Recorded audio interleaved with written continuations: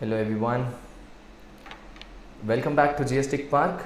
In this episode, we are going to discuss about two chapters, majorly the value of supply and the registration related amendments.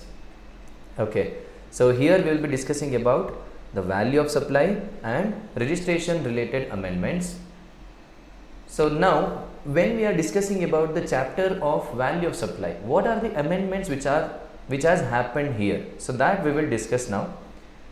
So the point says that the tax to be paid on the specified actionable claims at the time of receipt of the payment of for such supplies by the supplier. This point which is given here, which says that tax to be paid on specified actionable claims at the time of receipt of the payment for such supplies by the suppliers.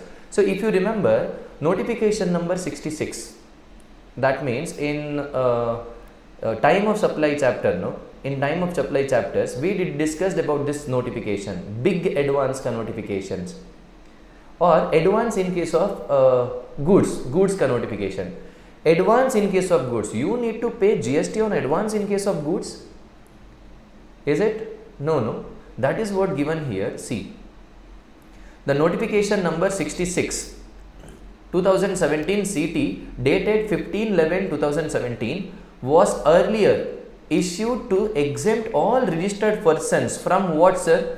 From the requirement of the payment of tax at the time of receipt of advance. Correct? No. At the time of receipt of the advance, you are not required to pay the GST. Correct? No.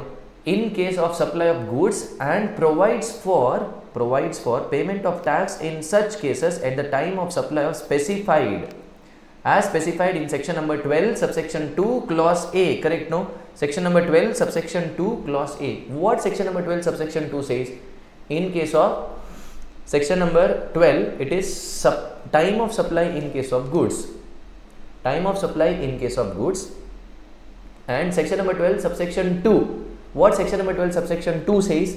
It is forward charge mechanism. Hai na? This is forward charge mechanism. Section number 12 subsection 2, forward charge mechanism. In that A, the invoice or last date to issue the invoice, whichever is earlier. So completely the notification number 66 says that ignore advance, and after ignoring advance, so you have to pay GST on advance only at the time of the time specified in section number 12 subsection 2 clause A. That means the invoice, at the time of invoice, or at the time of the last date of issue the invoice, whichever is earlier. But with effect from 1/10/2023, with effect from 1/10/2023, the said notification has been amended. So they have amended this notification to exclude registered person from making supply of specified actionable claims. That means if you are supplying specified actionable claims, remember money, that new amendment which has happened. So the actionable claims, so the in case of actionable claim, that is money gambling. Not money gambling, what is that? Actionable claims in case of money gaming, which was there, no? So that we discussed in the amendment part. So the game which you put the money, and that game in money, that involves money. Online money gaming, it was online money gaming. So that there, whenever you receive the advance, on that there is GST. There is GST on whenever you receive the money from the said exemption, so that in case of specified actionable claims, the tax can be paid at the time of receipt of the payment. So that means it will be added to the value of supply, it will get added. So that is what given in notification number, so that it is very simple. Value of supply. So the value of supply what notification has come.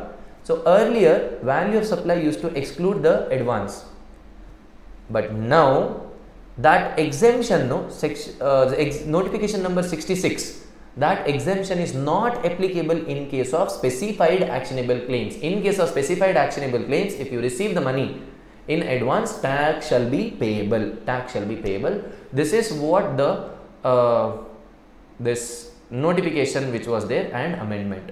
Now we will go for amendment in case of registration chapter. Registration chapter ka amendment. So now first amendment is that in case of proviso to rule number 9. Rule number 9 ka proviso which is there no in that. The requirement of the presence of the applicant for physical verification. So physical verification ke liye, see if you remember rule number 9 sub rule 1 mein we have already discussed that the person should be present while doing the physical verification of the business premises. Physical verification of the business premises, when that happens, no, the person should be present there. But now that is taken out. It is amended and they say that the person is not required to be present there while doing the physical verification of the premises. So which says that proviso to rule number 9 sub rule 1 has amended to do away with the requirement of the presence of the applicant for physical verification. So it is not required that for physical verification the person is not required to be present there.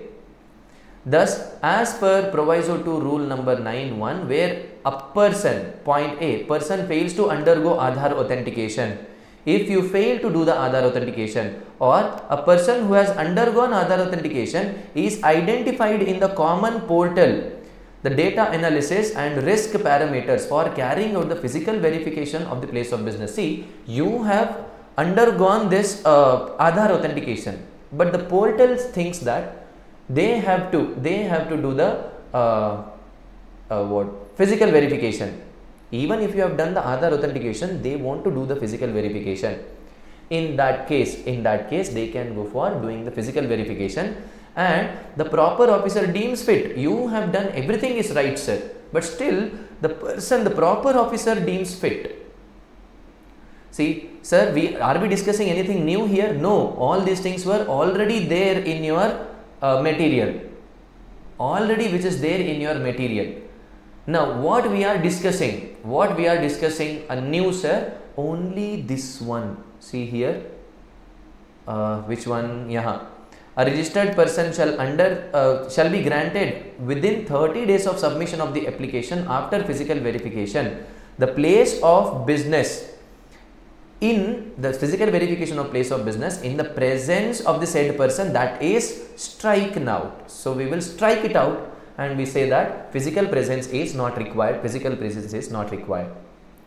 For the manner provided in rule number 25. In the manner provided in rule number 25, and verification of such documents as the proper officer may deem fit.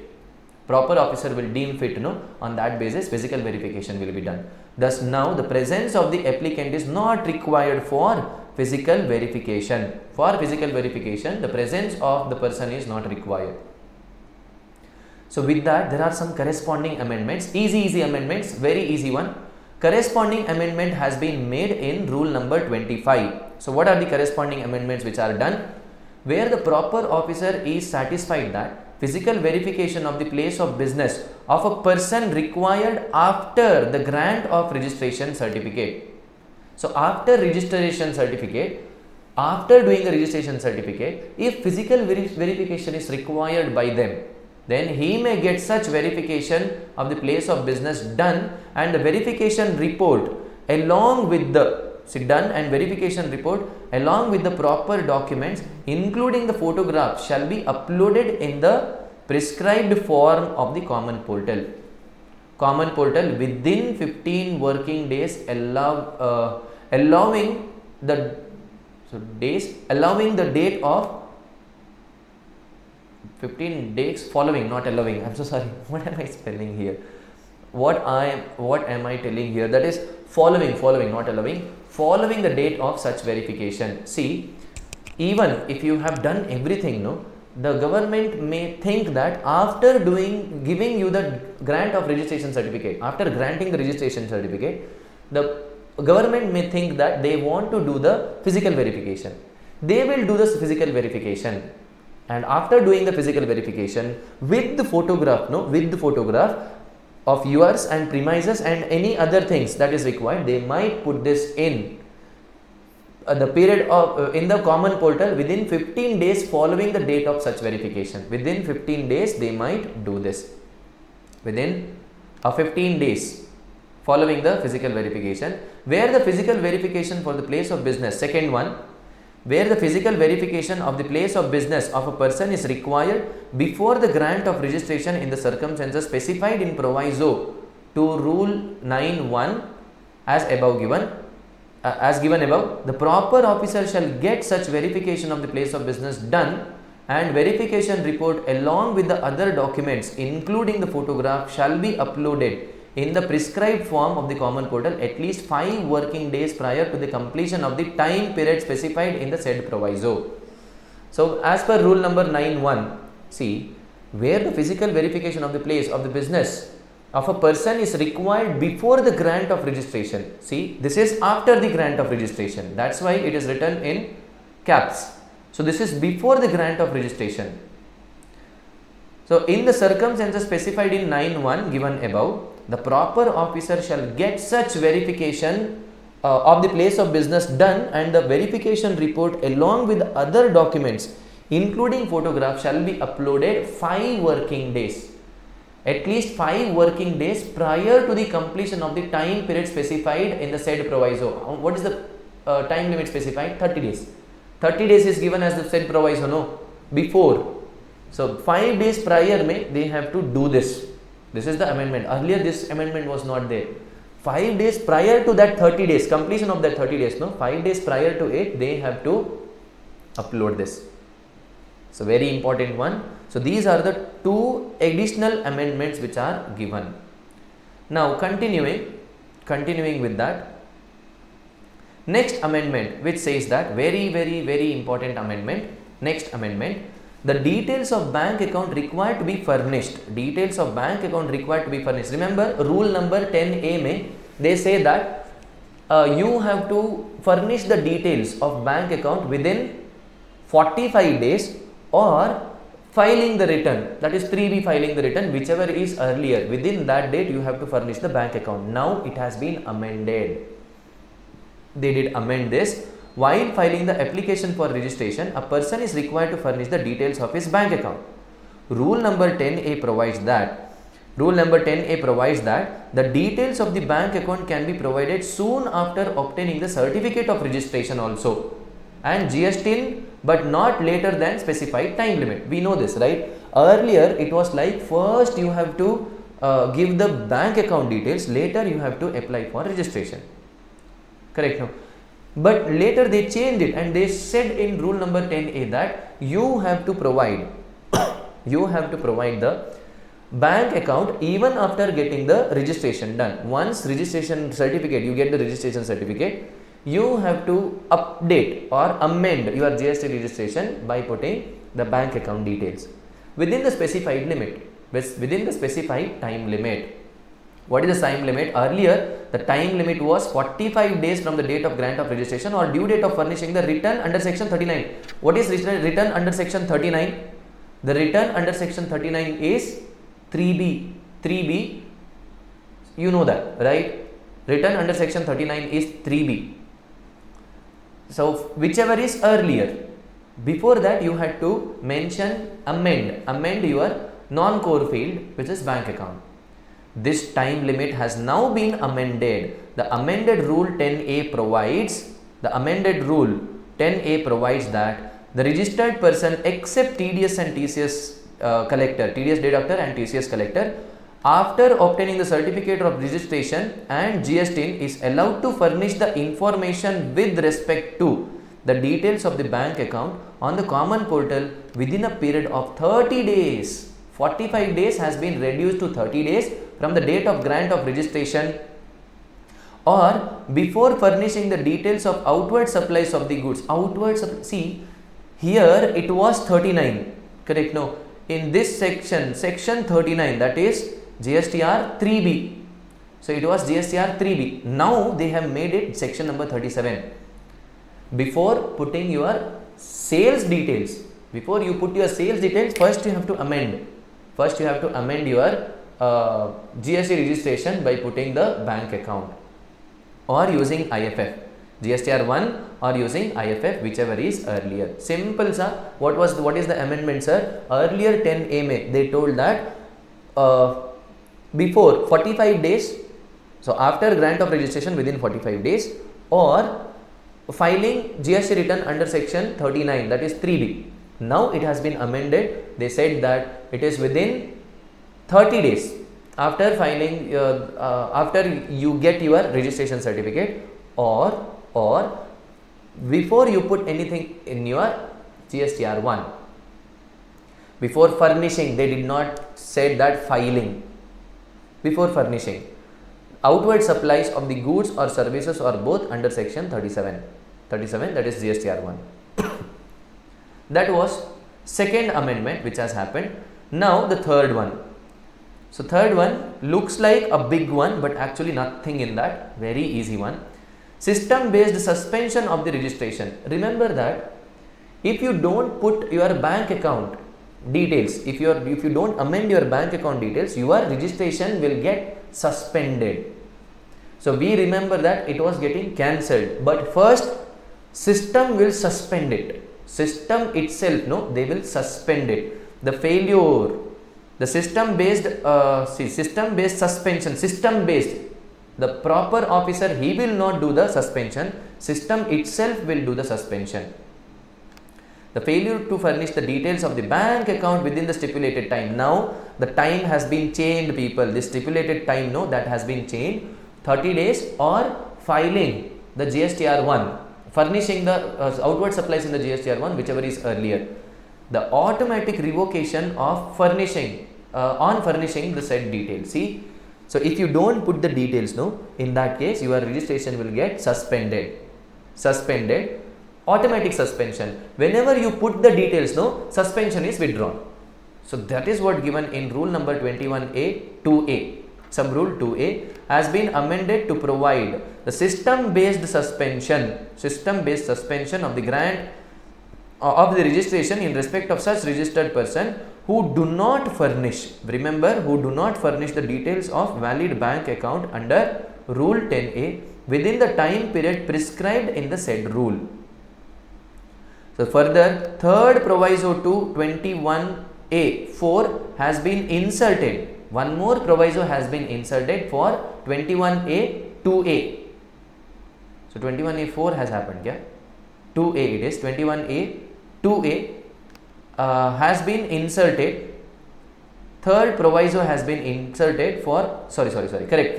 It is for 21A 4. See, inserting one more proviso in 21A 2A. Rule 2A, rule 21A 2A mein, they have added one more proviso B has been added. But 21A 4 mein, they have added one more proviso, that is automatic revocation on applying, on putting the bank account details. So to provide automatic revocation of suspension in cases upon compliance of rule 10A, the details of amendments are hereunder. So what has been amended? Earlier this was not there. If you check your material, study material, this was not there. Now the amendment, a new thing has amended here. This was not there earlier. Now it has been amended. So this was there in your material. 21A 2A has been submitted, provides as follows: where compliance of the returns furnished by the registered person under 39 with the details of the outward supplies furnished in GSTR 1 or the details of inward supplies derived based on the details of outward supplies. See, we will put in 39 our ITC. What ITC I want, that I will put in our 39 ITC. That will be matched with the outward supplies given under section 37 of my supplier.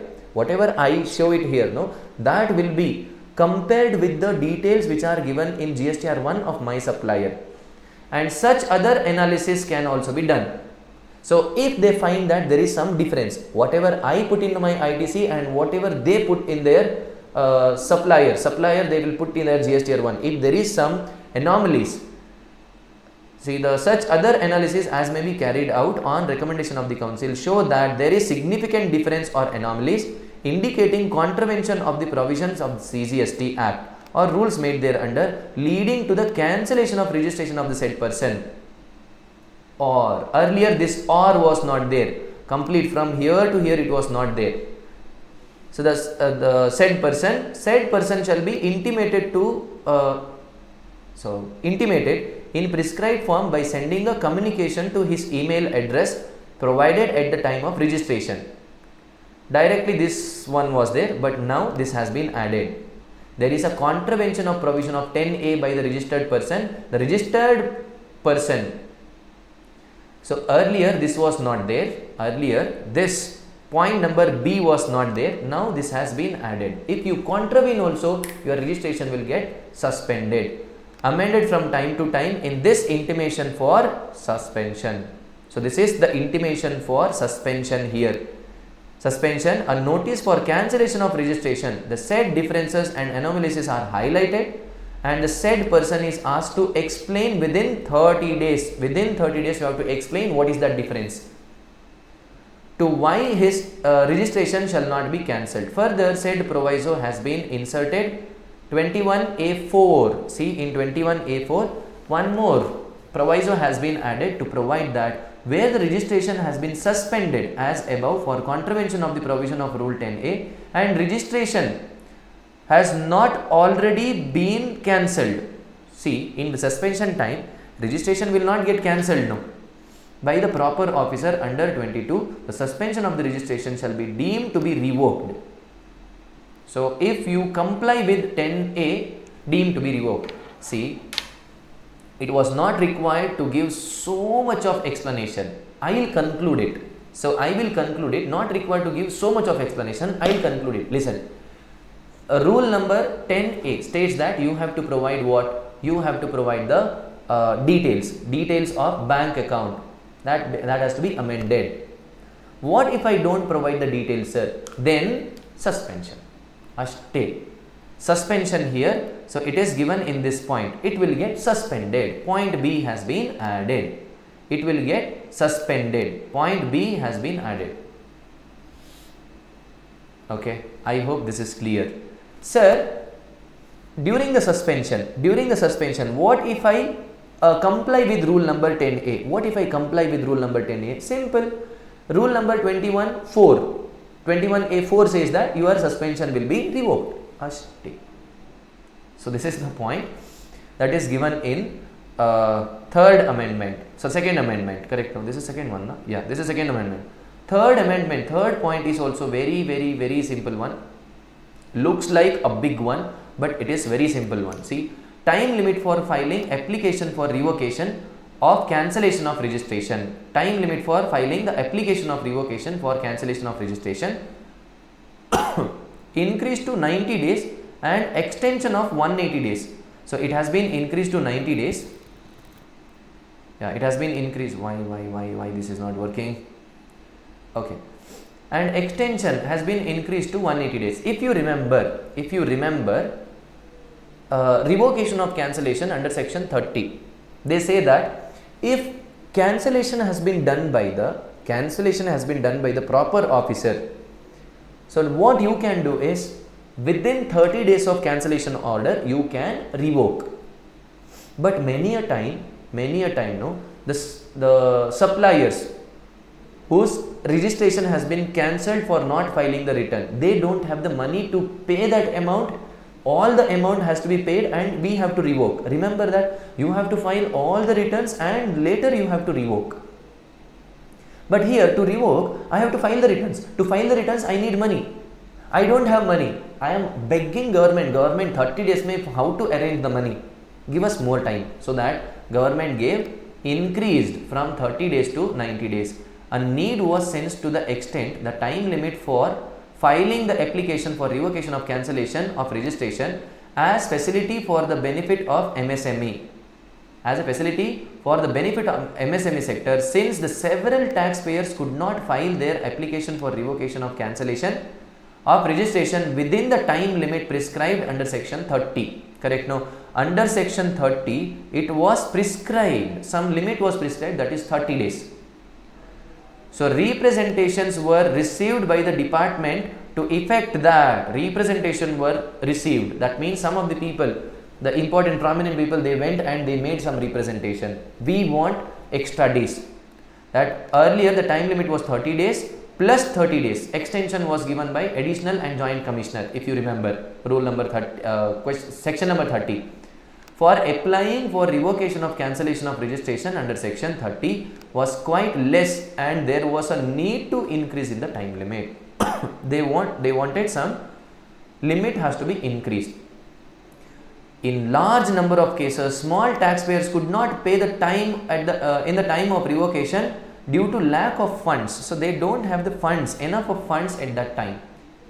So for effecting that, 30 days is not enough to collect all the money, adversely affecting the business, and there was a need to bring them again in mainstream by giving them a chance to revive their registrations. So they wanted some chance to revive their registration. Consequently, the time limit, where am I? Here. Consequently, the time limit for making an application under section 31, under section 30 subsection 1, sorry. Consequently, the time limit for making the application for revocation of cancellation of registration has been raised from 30 days to the 90 days, and commissioner or the officer authorized by him in this behalf can further extend the time limit for a period not exceeding 180 days. So earlier, if you remember, 30 usual one is 30 plus 30 days given by joint commissioner or the assistant commissioner. Other 30 days, extra 30 days is given by the commissioner. But right now, the authorized commissioner, everyone put together 180 days. So totally 90 days originally, extra 180 days. 270 days are available. Days on sufficient reason being shown. You have to show the sufficient reason why you want 180 days extra. In order to carry out this amendment, section number 31 has been accordingly amended to remove the earlier time limit provided to apply for the revocation as well as the extension of the said time limit, and gave the power to prescribe the same through the rules. Simultaneously, the rule 23(1) has been also amended to provide the revised new time limit for applying the revocation of cancellation. So the amendment of 23(1) provides the following as follows. This, if you read this is the clear one. One day before the examination, if you read this is enough. One day before the examination, if you read this one, no, this is more than enough. Okay, what is given in that amendment? Simple one, which says that the registered person whose aggregate registration, sorry,